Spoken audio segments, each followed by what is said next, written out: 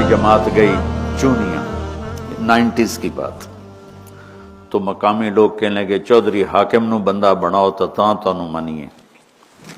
اللہ اس کی بخشش فرمائے، وہ وہاں کا قبضہ مافیا اور ڈرگ مافیا اور لڑائیاں، قتل و غارت اور زمینوں پر قبضے، اس ٹائپ کا آدمی تھا۔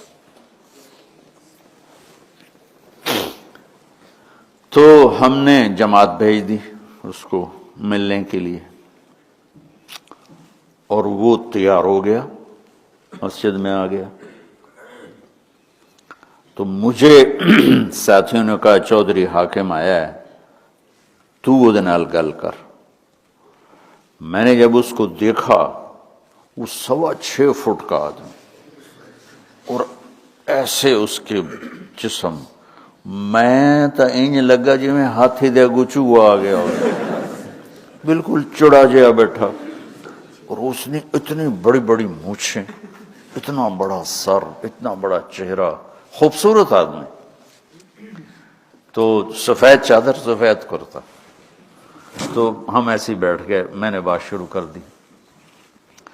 تو دل تو اللہ کے ہاتھ میں، بولنے والے کے ہاتھ میں تو کچھ نہیں، بولنے والے کے ہاتھ میں تو اپنا بول بھی نہیں۔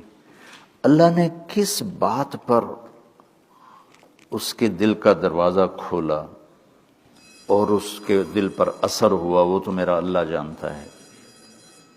لیکن وہ میرے بولتے بولتے نا اس نے میری بات کاٹی، کہنے لگا مولوی جی ایک شرک نہیں کیتا، باقی ہر گناہ کیتا ہے، معافی ہو جاوی کی۔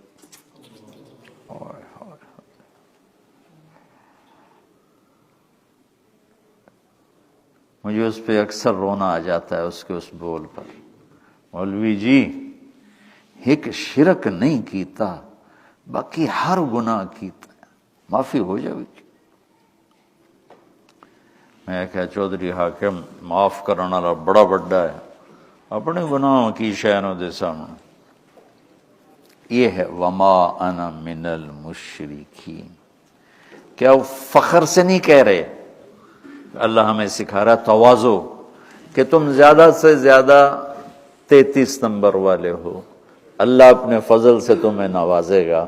لن يدخل احدكم الجنة بعمله ولا انت یا رسول اللہ ولا انا الا ان يتغمدني ربی برحمته۔ یتغمد تفاعل جس میں مبالغہ ہوتا ہے۔ تو اس نے مجھے یہ آیت سمجھا تھی، وما انا من المشرکین۔ پھر بچوں اس نے توبہ کی، اس کی موت بہت قریب تھی، اس کے کچھ عرصے بعد اس کا انتقال ہو گیا۔ اس نے سارے قبضے واپس کیے، زمینیں واپس کیں، جو کچھ کسی سے لوٹا پوٹا تھا وہ واپس کیا، جو نہیں کر سکا ان سے معافیاں مانگی، اور توبہ کر کے اللہ کی بارگاہ میں پہنچ گیا۔ یہ ہے وَسُبْحَانَ اللَّهِ وَمَا أَنَا مِنَ الْمُشْرِكِينَ، کہ یا اللہ بے شک تو نے ہمیں بڑے منصب پہ کھڑا کیا ہے، لیکن یا اللہ ہم تیری تعریف کا حق ادا نہیں کر سکتے۔ بس اتنی بات ہے کہ تیرا شکر ہے ہم شرک سے پاک ہیں۔ تو میرے بات کرنے کا موضوع یہ تھا، اس وجہ سے دعوت آپ کی ترجیحات میں نہ ہو کہ ہمارے استاد تبلیغ والے ہیں یا میں تبلیغ والا ہوں، یہ بہت کمزور چیز۔ میں چاہتا ہوں کہ جو اللہ نے علی بصیرت اس آیت میں لفظ استعمال کیا ہے، تم اس بصیرت کے ساتھ اللہ تبارک و تعالیٰ کی اس خوبصورت کام کو کرنے والے بنو۔ تو اس کے دیکھو مصلحین کی کمی نہیں دنیا میں رہی، اور مشائخ کی، اور بر صغیر میں بھی، لیکن مولانا الیاس صاحب سے جس طرح اللہ نے انسانیت کو نفع پہنچایا، کوئی بڑے سے بڑا مصلح اتنا نفع نہیں پہنچا سکا۔ میں پچھلے زمانے کی بات نہیں کر رہا ہوں، اس پچھلی صدی اور اس صدی کی بات کر رہا ہوں، اور اس سے قریب کے زمانے کی بات کر رہا ہوں۔ کوئی اتنا بڑا نفع نہیں پہنچا سکا۔